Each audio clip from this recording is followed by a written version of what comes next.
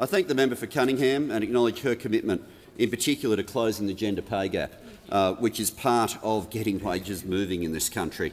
If there was a statistic last night that really stuck out for me, and there are a lot of statistics floating around on budget night, it was this fact. Real wages are lower today than they were 10 years ago. Real wages are lower today than they were 10 years ago. That's the impact. That's the impact as a direct result of a government that deliberately wanted to keep wages low.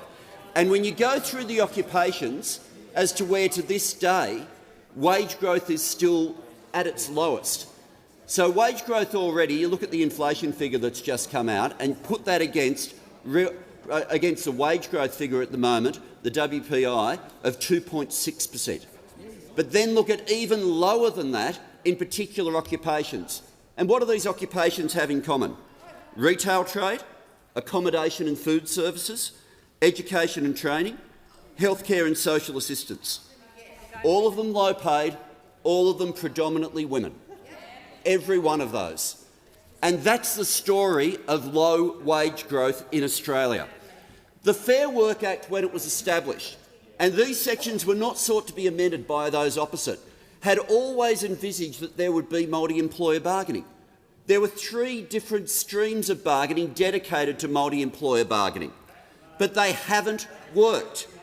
For example, some of the barriers that turned out on the way decisions went, early childhood workers were denied a pay rise on the basis that they couldn't compare their work to the work of engineers.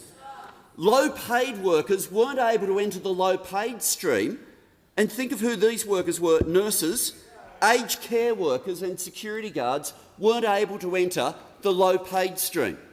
Now, those opposite, if you want to question whether or not multi-employer bargaining and opening it up will make a difference to getting wages moving, look no further than the quote from, and I hate that it's the same person again, the Shadow Treasurer.